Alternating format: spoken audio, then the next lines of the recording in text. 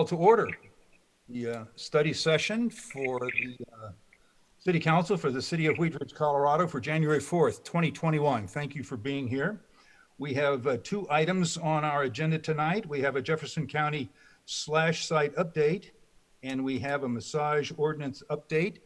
And we have some guests with us tonight. My apologies for delaying our meeting. I had some technical issues, so we will just move forward with that. We will start our meeting as we do most of our meetings with citizen comment. If you are a member if you are a citizen out there and would like to speak on any item that is on the agenda, this is your opportunity. We will do that from the raise your hand function in the Zoom format, which is located at the bottom of your screen in the participant icon. If you'll click that at the bottom, you'll see a icon that says raise your hand. And if you would like to speak, please raise your hand and I will bring you into the meeting, and you will have 3 minutes to give your comments on any item on the agenda.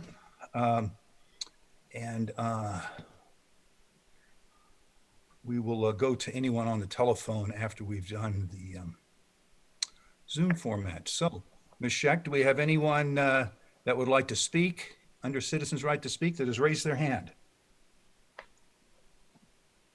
No, Mayor, we don't. Okay, let me ask one more time. Is there anyone out there in the audience who would like to speak on Citizens' Right to Speak on any of the item 1 or item 2 on the agenda? You may do so now. If you would unmute yourself and ask to join our meeting, we'll be happy to have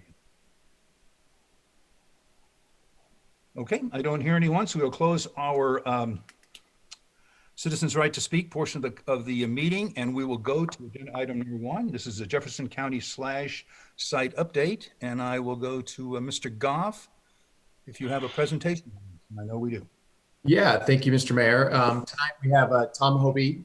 He's the Jefferson County Open Space Director with us, and I'm not sure if you've presented in front of this council or not, if you met these folks, but Tom is here this evening to present a proposal from Jefferson County Open Space and the county to start a slash recycling site in Golden.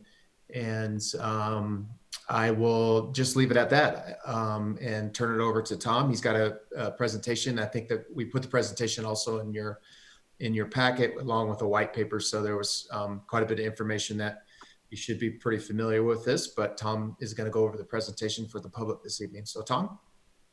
Great. Thank you, Patrick. Can you all hear me? Yes, we can. Oh, great. Finally got this to cooperate like the rest of you.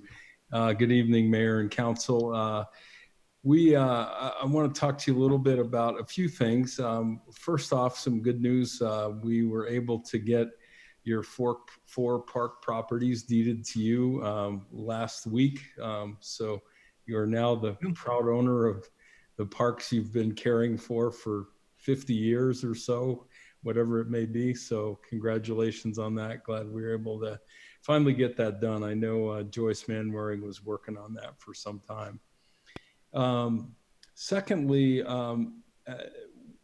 I'd like to talk to you a little bit about what we're looking at for a couple of new open space parks and how that fits into this slash site that we're talking about. So Allison, if you wouldn't mind bringing up those slides, if we can be so bold to get that to work tonight, that would be great. So next slide, please, Allison. So you may have heard that in July of this year, the commissioners approved the Jefferson County Open Space Conservation Greenprint. It's our 5-year strategic plan. And as part of that, we're looking at developing 3 smaller, relative to our open space parks, 3 smaller open space parks along what we call the central foothills of Jeffco. And you can see those highlighted here in the dark green. To the north at basically C470 and I-70, you see what we're calling Tin Cup Ridge Park. That's the kind of what that hogback has been called historically in the area. And then south, just west of Bear Creek Lake Park, we're looking at developing a trailhead and trails at what we'll call Mount Glennon Park. And then just a little further south of that at Bowles and C470, Stafford Hogback Park. So we generally refer to these central foothills. We're trying to brand this this idea of West Tracks, where adventure of all kinds awaits. Don't want to spend too much time on this, but wanted to give you a little sense of big picture what we're looking at. So next slide, please, Allison. So one of the things that we're looking at is adding to the current slash program that the county has. So the county has currently what I'll call a spoke program, where we have weekend collections throughout the county at the various sites that you see highlighted in your map with the little trees and kind of the pink circles around them. And what we'd like to do is complement that with a hub site that would be open year round. And that would be part of Tin Cup Ridge Park. So right now the county's slash program is primarily centered around defensible space and forest fuels management in the mountain areas. We'd like to expand that to include woody plant material on the plains as well. So next slide, please. So we're definitely looking at this opportunity to have this hub site at Tin Cup Ridge. We're certainly looking at enhancing the marketing and communications of our particular slash program now. Right now, folks come, drop things off. We don't collect any data from them about how many acres of forest they've treated on their land, where the materials came from, how big their land is, et cetera, et cetera. So we have a lot of opportunities there. We also have an opportunity to look at adding some of these spoke locations, if you will, in the plains in communities like Wheat Ridge, in working in cooperation with you all and the other cities and towns and park districts in the county. Ultimately, we'd love to be able to see how we might be able to have this this hub site at Tin Cup Ridge be kind of a turnkey operation. People drop materials, it gets processed there, and it could be picked up for end use there. Historically, the way this site has worked when we had it before it closed 7 years ago or so, the material got dropped, it got processed there, and it got hauled all the way out to Henderson and then distributed from there. So we'd like to see if there's a possibility of reducing the carbon footprint of the whole operation by having it be a turnkey site. That'll take a little while, but initially, you know, we're kind of going into that thought process. Next slide, please. So Tin Cup Ridge Park, again, this is a smaller open space park that we're looking at that would have both recreation and environmental uses. So let me pause here and describe that, talk about that distinction, and an important distinction. Jefferson County open space is not the ones looking at doing this slash operation. Jefferson County is. And that's an important distinction because while slash is a great environmental use, it is not an allowed open space use. And that was the problem with the prior site, that it was located temporarily on land that Jefferson County Open Space owned. And it was done so with that in mind, that it would be temporary. And that's why one of the reasons that it got shut down. So we have just recently completed an internal land exchange at the county so that this particular slash location can be located on general fund owned property, which doesn't have the same kind of restrictions that open space property does. So depicted here in the light brown color. And then the remainder of the park would include the soccer fields that are out there that'll be leased and managed to the city of Golden as they currently are. And then we would take over the remainder of the site at Jefferson County Open Space and turn it into Tin Cup Ridge Park. And it would have a variety of different trails. You see in the yellow dash line would be a paved regional trail that we envision one day would become possibly part of the Colorado Front Range Trail. Right now that trail is the Kinney Run Trail. It runs all the way through Golden. It would connect this park to North Table Mountain. And from there, it's a fairly easy connection into our Batis system. Ultimately, we'd like to go south all the way to at least Mount Falcon Park through the town of Morrison. So that's the general concept for Tin Cup Ridge. I say this all the time. The three important words on this map are draft, concept, plan. This is very much in draft form. We have a lot of work to do before this is finalized, but we did want to give folks a general sense of what we're trying to do here.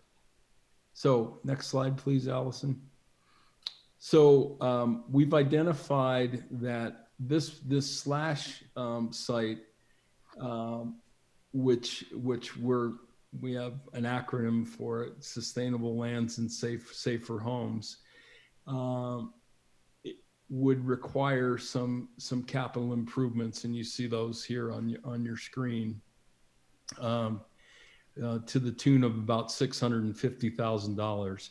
We're anticipating that those costs would be, and this facility would be operated by the Rooney Road Recycling Authority, which the city is a part of, as is the county and a number of other cities and towns in this general area of the county. So we've got about $650,000 in cost to really stand this site up and stand it up in a way that it can be a permanent facility and potentially have that turnkey operation that I talked about earlier.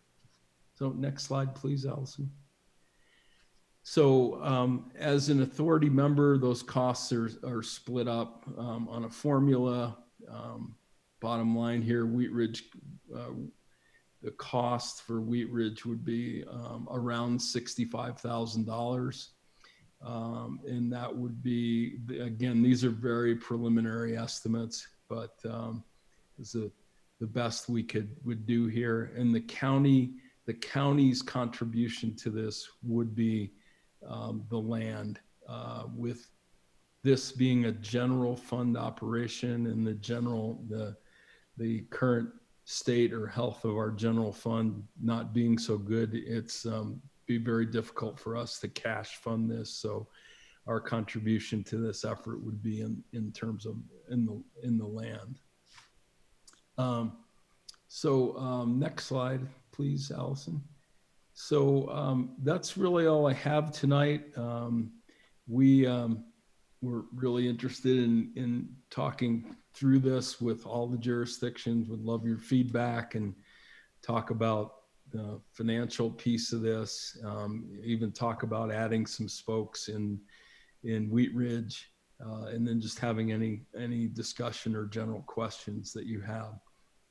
Before I do open it up for that, I do want to say that one of the challenges with the previous site is that the vendor that the authority had was accepting a lot of construction materials, refined wood products, fences, pallets, and the like.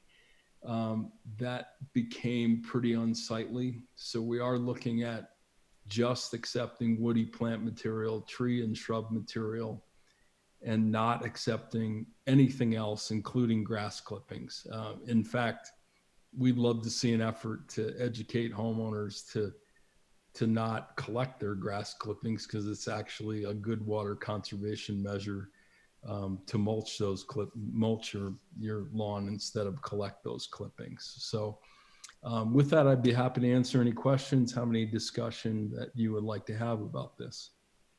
Thank you very much, Mr. Hobie, for that presentation. And we'll open it up now to questions from council. If you have a question, raise your hand. Ms. Hulteen. Thank you, Mr. Mayor, and thank you for the presentation. In the presentation, you mentioned at some point you'd be looking at processing and distributing materials for end use at the site. Can you share a little bit more what that means and what that would look like in terms of potential future timelines? Well, what it might mean is that mulch, people would be able to pick up mulch there. Perhaps it could be sold on a wholesale basis for commercial uses to help offset costs there. It may be able to be used for pellets. I'm not sure about the feasibility of doing that kind of operation at the site. And really we would look to the authority to figure out that timeline and look at it. They know that that's what we're looking at. And what we're trying to do is stand up this site, get it running so that it's that hub for the hub and spoke site, and then kind of leave it to the authority to figure out what it might look like for processing the materials on site and in use. Thank you. Questions from council? Ms. Hutchinson. Thank you, Mayor. I'm wondering, this is for private use, not commercial, correct?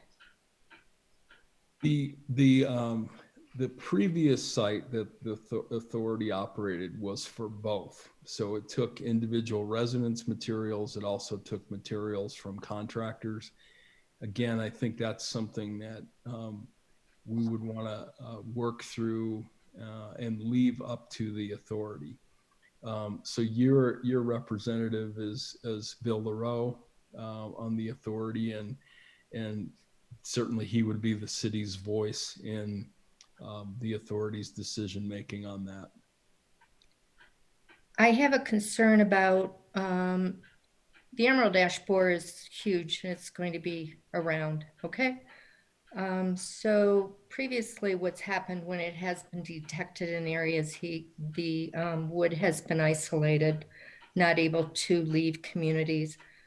How are we going to know that there's not emerald ash borer in this type of wood that's going to be going to the slash? So that's a great question and an important consideration here. So when we talk about emerald ash borer just a little bit, and it probably is going to have the same effect that Dutch elm disease had back in the day, and take out many or all of the ash trees that are on the plains, and depending on where you are, that could be somewhere between 10 and 25% of the urban forest. So we're talking about a lot of material there. I also oversee the county's invasive species program.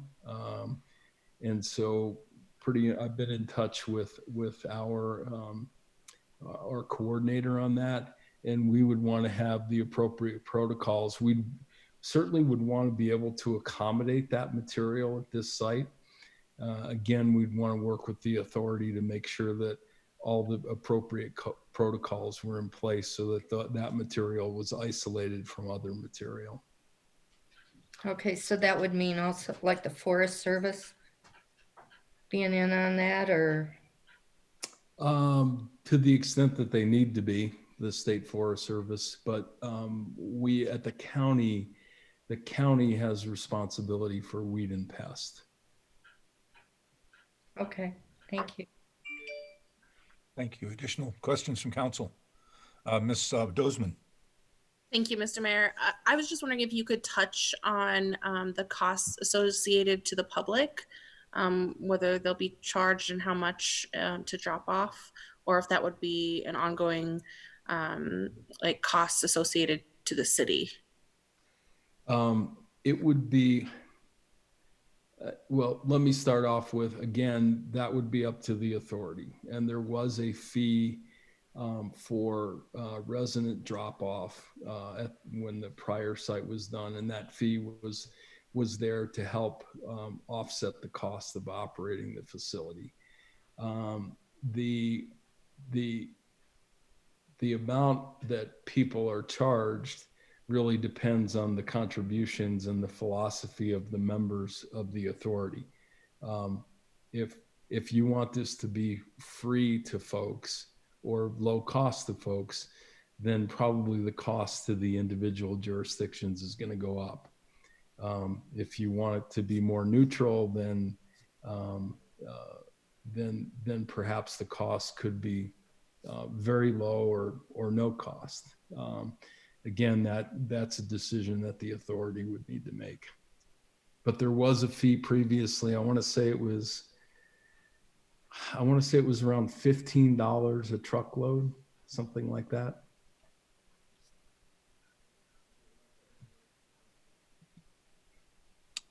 Do you think at that cost, did they break even? Was that sort of the break even cost, do you think, or?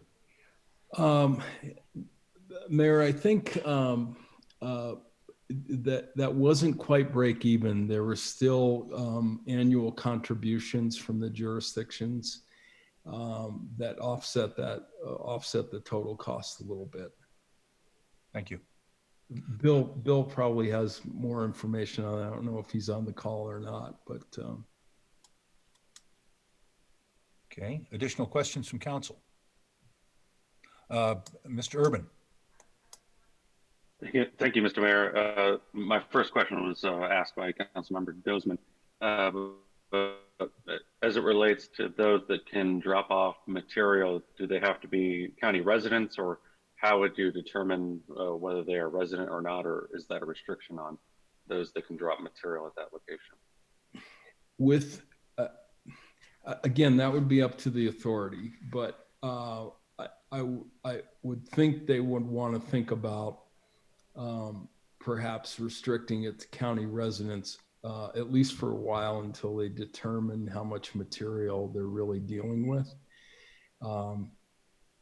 There could potentially be a lot of material between what's generated on the plains and what's generated in the mountains with forest management. So they may well want to look at that. Okay. And then as it relates to our particular share of the cost, what was the calculation used to determine that share? Oh, it's the authority's formula for that. Do we have any idea what that is, or how that's calculated, or what is it, population or per capita, or? I believe it's population. Yeah. Yeah. Yeah, that's why you see, Allison, if you want to go back to that slide, you'll see that Lakewood's portion is significantly higher because as is Arvada and some of the other larger cities. And I think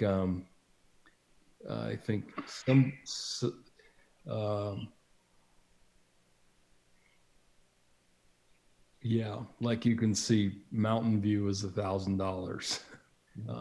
So. All right, thank you. Thank you.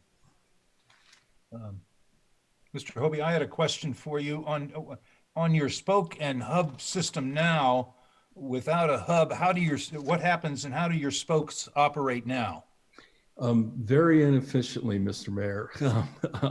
What happens now is people bring that material to a particular site in the mountains, one of about 20 different locations in the mountains. And then that material is processed at that site, and then it's hauled away by A1 Organics, again, to somewhere out in the Eastern Plains. They process it and then reuse it from there.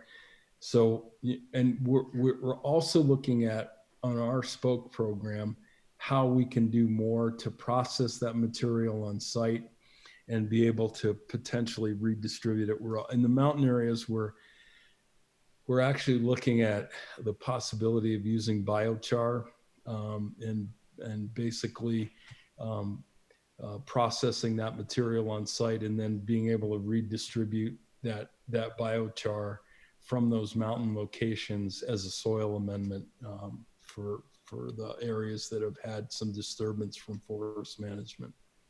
So we're really trying to look at how can we over time really reduce the carbon footprint of this whole program. And in your budget that you prepared for this, that looks like a one-time fee, or do you think there's a reoccurring charge on that? This is really for capital improvements to stand up the site. The ongoing cost to the city, to all of the jurisdictions that are involved, would be that is determined by the authority for operating the various facilities, this operation and the hazardous waste recycling center. Thank you. Mr. Goff. Mr. Hobie, could you talk about what's the next steps in the authority coming back with a plan? Do they plan to present that to each city separately, or? They do. Thank you. So it's my understanding that all of the jurisdictions that are part of the authority are speaking to their elected bodies about their potential contribution, and we've asked to get some feedback on the willingness of all the jurisdictions to pay for these capital costs to stand up this hub site. So we've asked for that by the end of this month, and then we could proceed from there in doing some more specific planning on the site, and start to really look at those improvements and getting them in place. The goal is to try to open this site up sometime next spring. And Mayor and Council, just so you know, we currently contribute $14,500 to the Rooney Road Recycling Center for its current operations.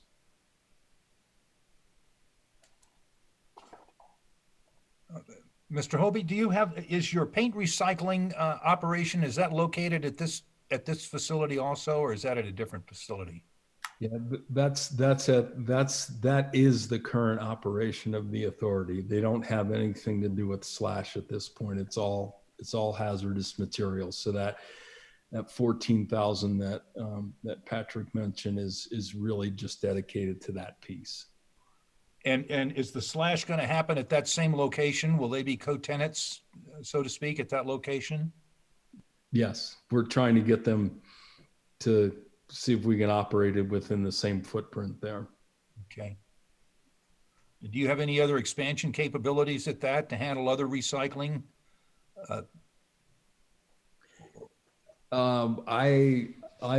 I don't know. It's really a function that the authority performs. I think, again, Bill Rowe could probably do better at answering those questions for you.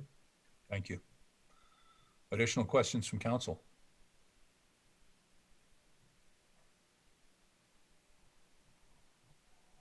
All right. Well, I don't see any more questions. If there are no other questions, I can make a consensus. Yes, you may. I'd like to make a consensus that we move forward with this proposal as presented and that we continue to work with the Rooney Road Authority on the details. Okay. Do we have consensus on that? If you would like to raise your hands. You have hands?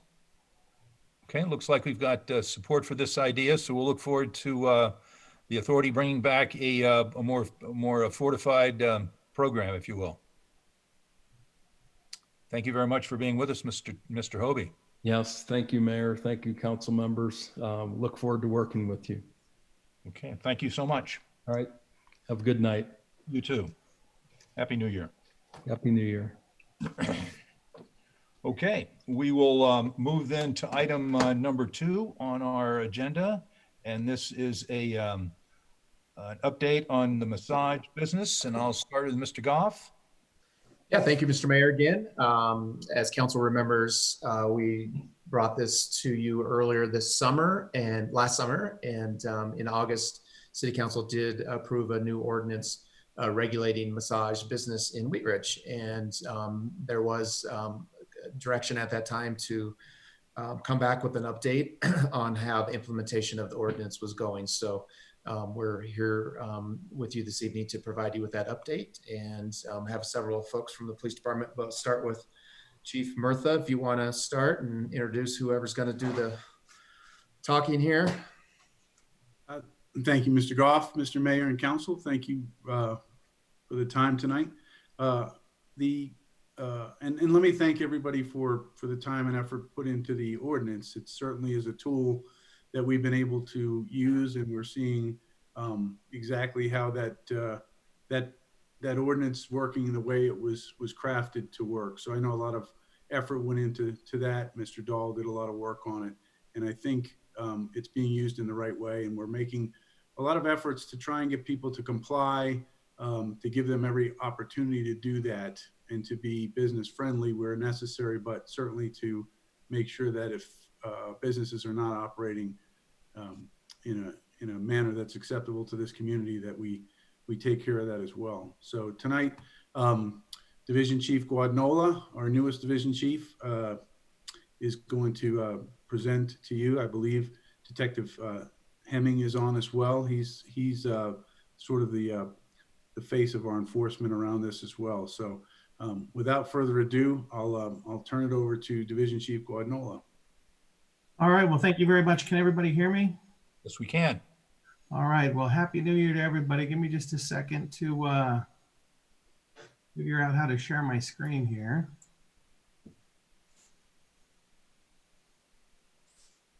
Happy New Year to all of you. Can you all see? We do see your screen.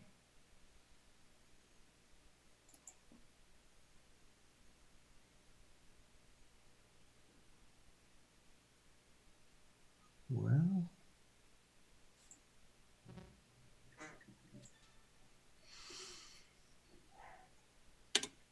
Head up to from current slide, kind of top left. That should do the trick. say that one more time. Oh, Yep, that's good too. Yeah, Chief Guadagnola is still on probation if anybody wants to weigh in on that. Ouch. Not me. Doing Are- fine. Are you trying to get the slideshow, Daryl? yeah, I got a spinning wheel here, so I guess we're going to continue with. Okay.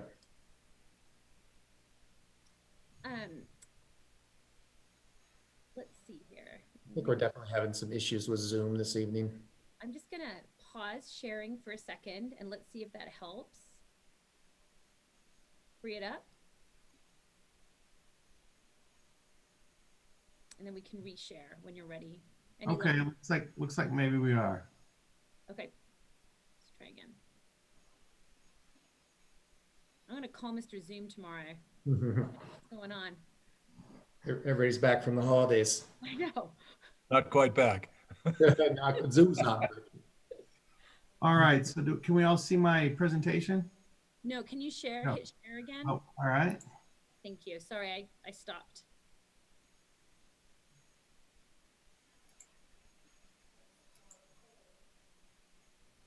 Now it's up.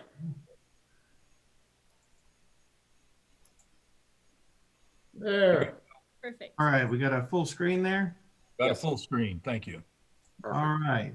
Well, just briefly about a moment to look back, a little history of the issue, where we've been. As you know, in 2019, I authored a staff report to the mayor and council addressing illicit massage businesses and activity, and talked about Aurora's success in changing their ordinance as a means to combat this. In November of 19, we sought permission from council to examine a change in the code of laws. And in August of 2020, we presented a proposed ordinance which council adopted. Our goal through this process has been simply to encourage legitimate massage business to thrive in Wheat Ridge. To manage the change in the code, the new ordinance adopted a 90-day grace period to come into compliance without having to pay any of the new licensing fees. Staff outreach to all known massage businesses during this 90-day period, in some cases on more than one occasion. And this was all done under the backdrop of COVID-19. When we started the process, there were few very specific concerns that council had as we move forward, and I want to revisit a couple of them right now. One was with regard to stakeholder input. In an effort to continue to be responsive after the ordinance was passed, staff has done a great deal of outreach in person and via mail, all during the COVID-19. Another concern was the impact on self-employed, and I will talk about this a bit more momentarily, but there's been no disproportionate impact on the self-employed. Finally, the cost associated with compliance was an issue. Currently, all the businesses in compliance have had their fees waived as they've become compliant with the new code. So where are we now? When we started this, 33 known massage businesses were identified through the process. At present, 7 of these have closed. I should point out that one of these closed due to the retirement of the sole proprietor. 3 of the closures were COVID related, and the reasons for the other 3 are currently unknown, but I believe at least one, if not more, was on our radar as being one of these illicit businesses, and my guess is they closed as a result of the serious approach the city's adopted in this regard. Of the 26 remaining massage businesses, currently 16 are fully compliant. 4 have submitted paperwork to go through the process, but that paperwork was incomplete, has been returned as it needs fixed. 2 businesses are currently in background investigations at the PD, and 4 of them have simply not responded. Those 4 received additional outreach in the form of a certified letter just after the 90-day grace period expired. And then I should mention that one of the aforementioned businesses is also subject to current enforcement action under our new code.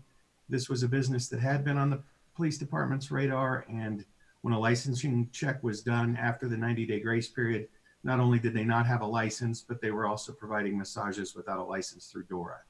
This case remains active and is working its way through our system. So where do we go from here? Staff has developed a plan to move forward that utilizes communication and enforcement efforts that will help us achieve our overall goal. Staff will continue to communicate actively with all businesses. Those that have turned in incomplete applications will receive a letter advising that they need to either provide complete information to process the application or cease operations by a date certain. If neither of these occurs by the date, enforcement action will be taken. Of the businesses actively in the licensing process, those that will get a license will be done. Those denied via a treasurer's office form of denial will be told they have to cease operations. If they fail to cease operations, enforcement action will be taken. With regard to the enforcement action, massage businesses not having meaningfully communicated with the city will receive a notice to abate. If not voluntarily abated, either coming in for a license or ceasing operations, a motion for abatement order from municipal court will be made, and the order will be enforced by physically closing the business. Solo practitioners who have not meaningfully communicated with the city will be subject to municipal court criminal citations. Now, noting that solo practitioners were a clear concern for council earlier in this process, I just want to note that in this context, meaningful communications refers to turning in a simple affidavit so that the city knows they are sole practitioners and are thereby exempt from some of the other licensing provisions. Staff's goal is to continue to communicate, continue communication efforts with all these businesses, as well as enforcement action as appropriate in order to have all the businesses compliant within the next 90 days. For businesses that clearly will not comply or don't want to comply, our goal is to have commenced some sort of enforcement action and be underway in that regard within the next 90 days. So thank you for let me speak to you today about this. There's a couple people with us. I'm happy to take any questions. Travis Anderson, who is our revenue auditor, Mark Colvin's with us. And again, as the chief mentioned, Charles Hemming, who is our vice and intelligence detective who deals on the front end with a lot of this, also will happily answer any of your questions. Okay, thank you very much, Division Chief. We will open this up to questions from council. Do you have any questions for the chief or any of his other associates?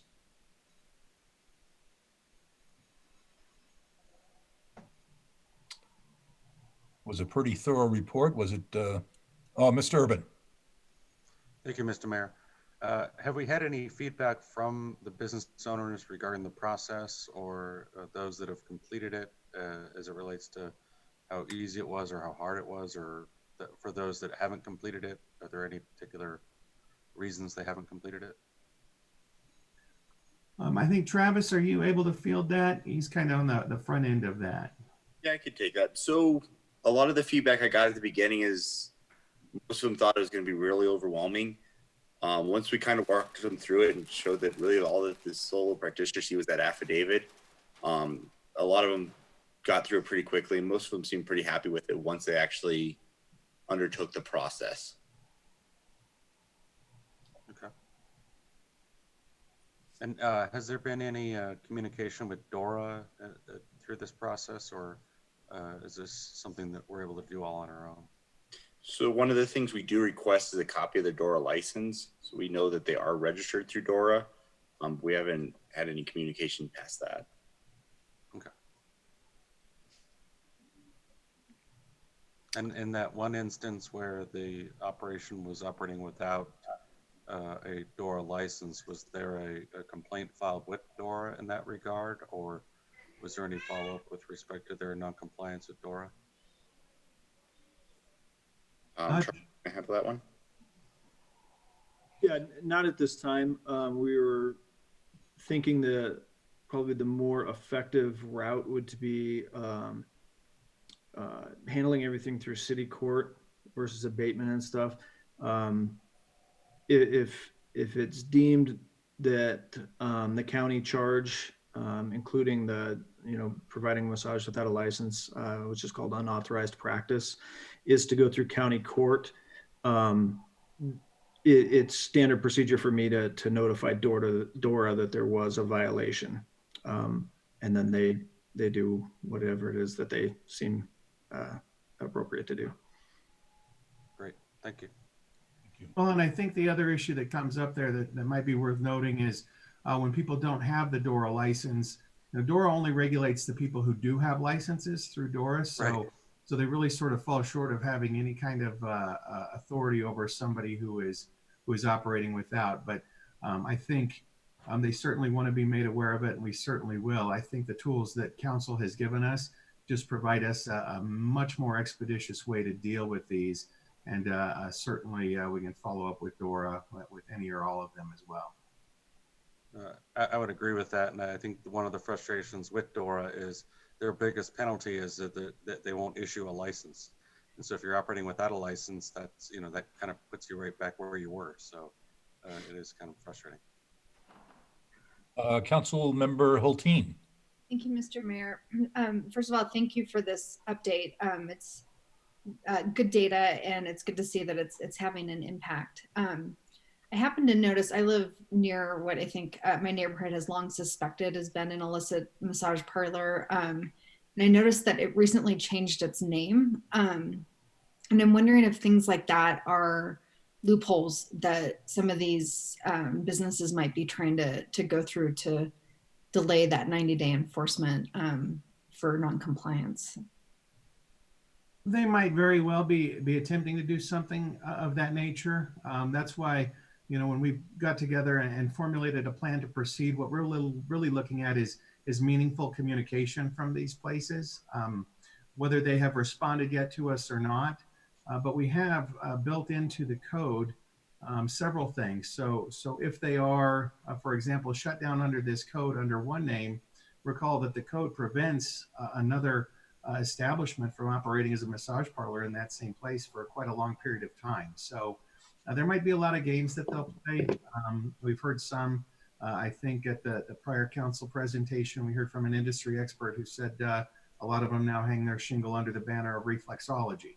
I've heard maybe one or two are going into cosmetology, whatever it might be. So certainly I do anticipate that there will be some games that these operators might play, but we feel pretty confident that the tools that we have will allow us to still be successful in ferreting out the illicit businesses and being able to shut them down. Great. And then I have another question.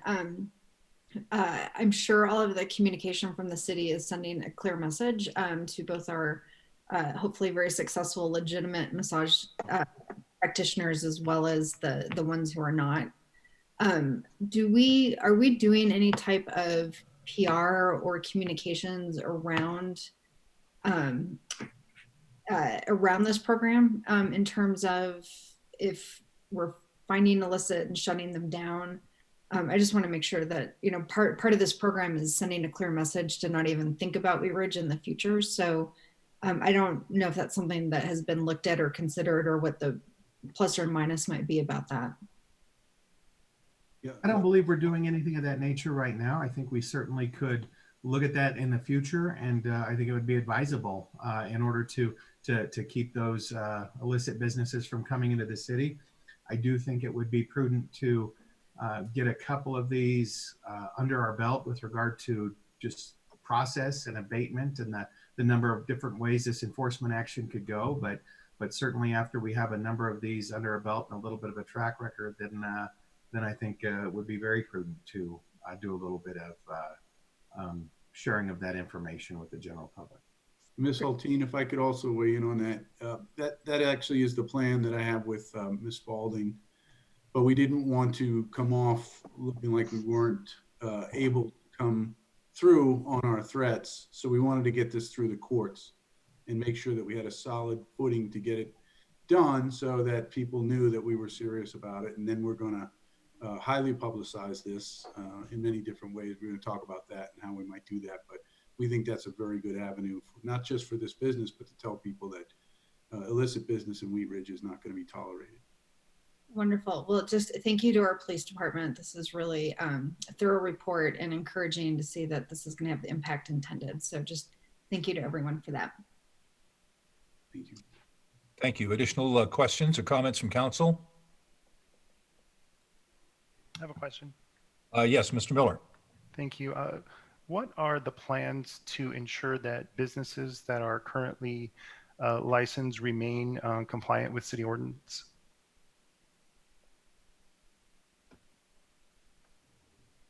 I'm not following. Are you talking about the 16 that have come into compliance? Yes. Are we going to do any kind of follow-up to make sure that none of their operations or procedures have changed since they were originally licensed? Well, part of that inspection process that will fall to Detective Hemming during some of his business checks, because he will, apart from looking for just the illicit ones, he does have the ability to go in and check any of them. But I think part of that, part of addressing that was also the outreach that we have done with regard to not only getting them compliant, but sharing with them what they will need to do to remain compliant. So I think that's probably a multifaceted thing that in part falls upon the owner or business itself, and in part will fall to the police department to continue to make sure that our enforcement efforts remain where they should be, and that nothing is falling through the cracks. Charles, did you want to weigh in on that as well? I am poised to do random inspections of the ones that we do not think are illicit over the course of the next couple of years. I think we're going to focus mainly on the ones that have set themselves apart as being illicit, and then also operate off of, I get tips from citizens who, for example, go in to get a massage and then are offered things that they find to be inappropriate, and then report those to the police. As far as, and as well as, citizens that call in and say, hey, I have this business down the street from my house that I think shady things are going on. But in addition to those illicit ones, yes, I think that we will make it a priority to go in and make sure that the ones that we feel are legitimate are in fact also, following the letter of the law for the new ordinance. Thank you. Division Chief, I had a question for you. From your memo, it seemed that if you had brought your business into compliance, that there wasn't a cost to do that. Will these businesses be certified, or will they make another? We'll keep track of them year after year. Is this an annual certification or affirmation? Travis, are you able to speak to the licensing and revenue piece of that? Yeah, so the licenses are going to expire annually on December 31st, along with their business license. The majority of the ones that we got so far have all been solo practitioners, which are exempt from the fee.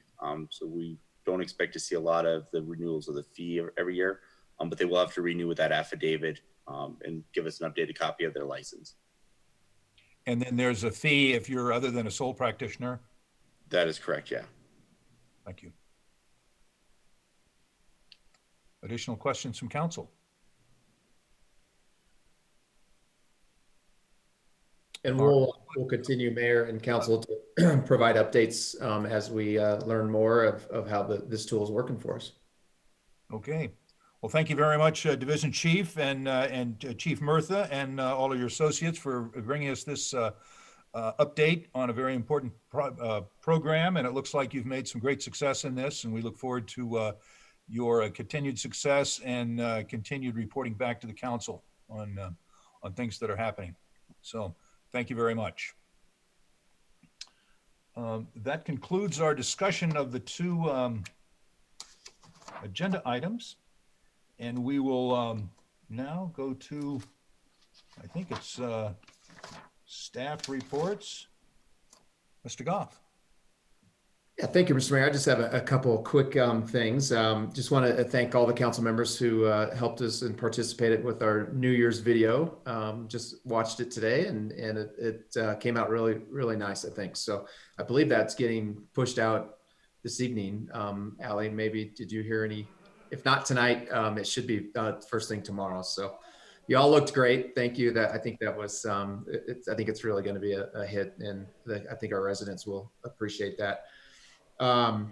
It was quite busy over the holidays, actually, with some of the COVID issues and business grants and the 5-star certification program. And if you've been following, you're probably as confused as the rest of us, but if you remember, the county, Jefferson County, applied for the 5-star certification program, and the CDPHE did approve that, I believe, on New Year's Eve. But at about the same time, the governor announced that all counties that were in red on the COVID dial were going to be moving to orange as of today. So that has happened, which is great. We're able to open more capacity at our restaurants and gyms and certain businesses.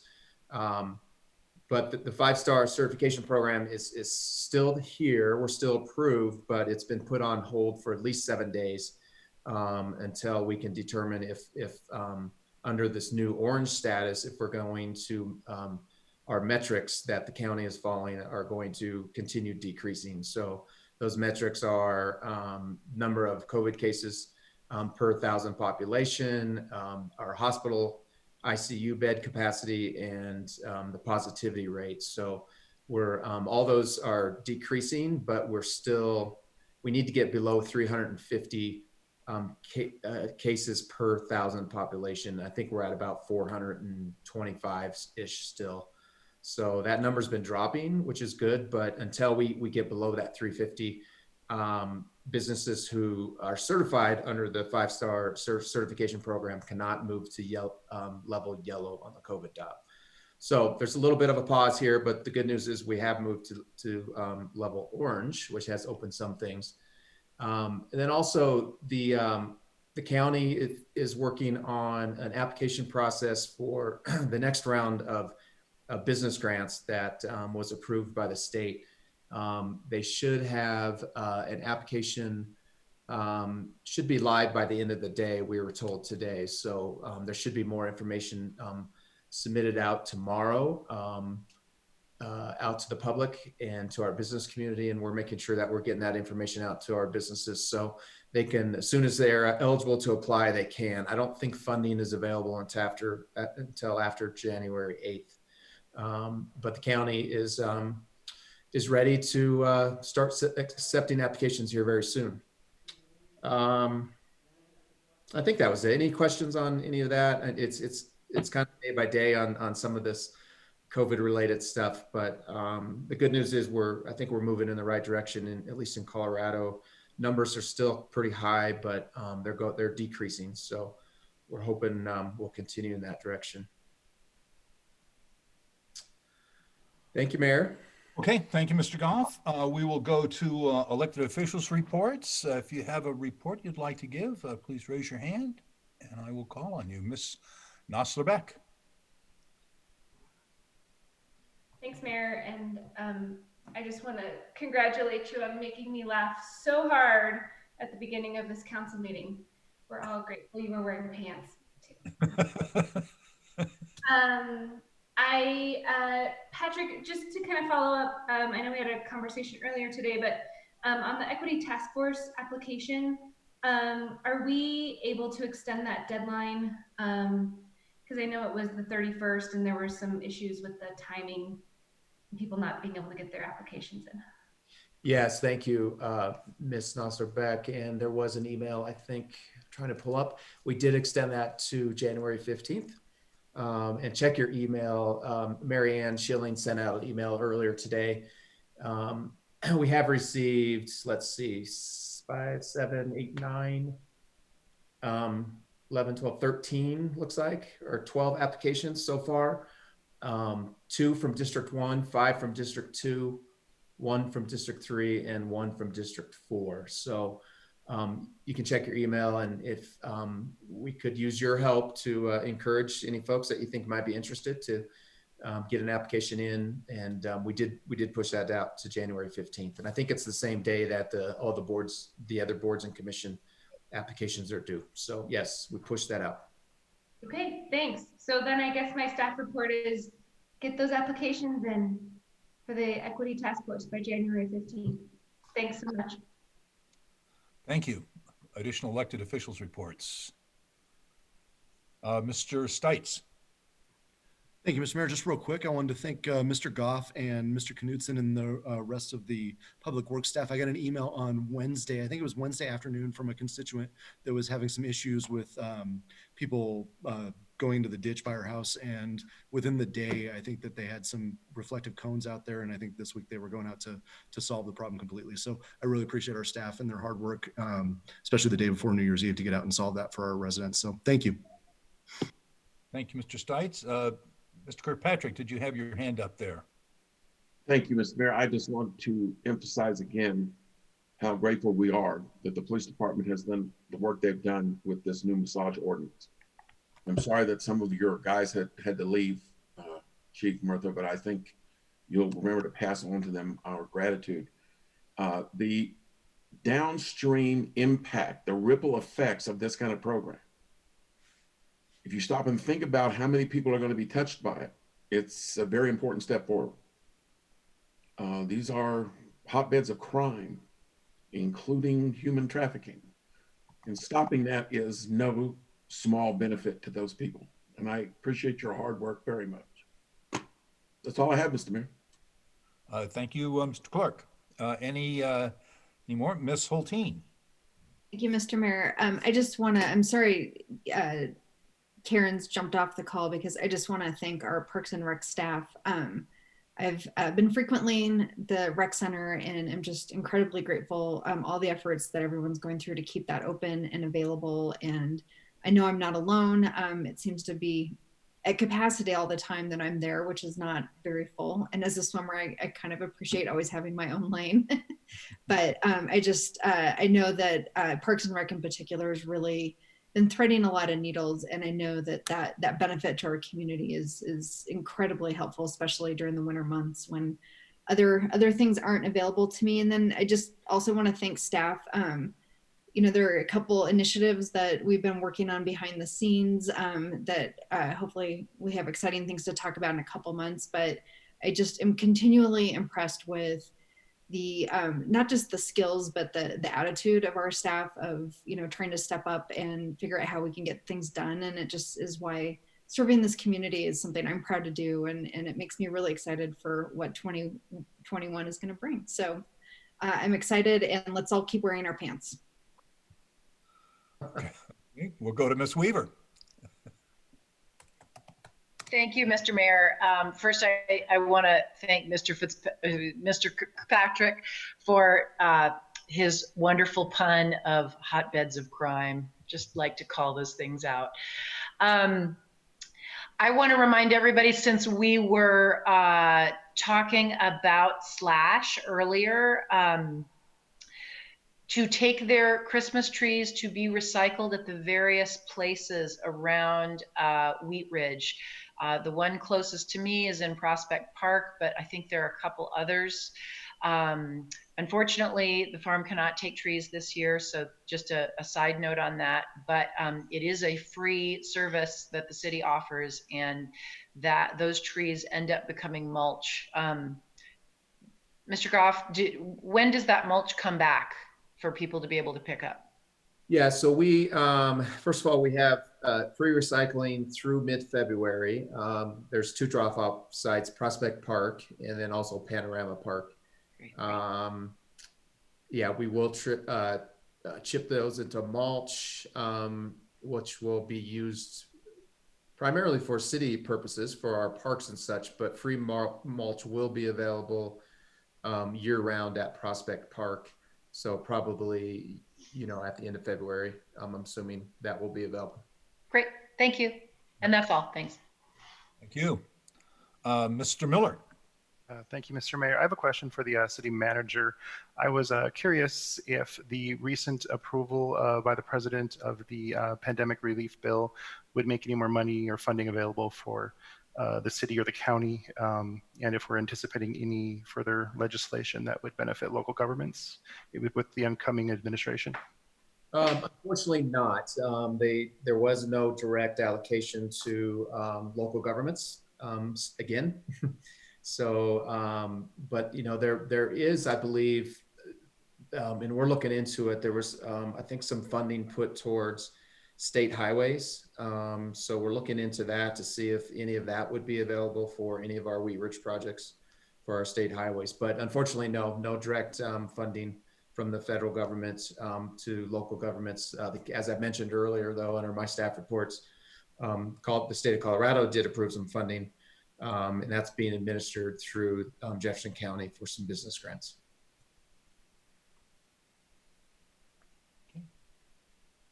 Thank you. Chief Murtha.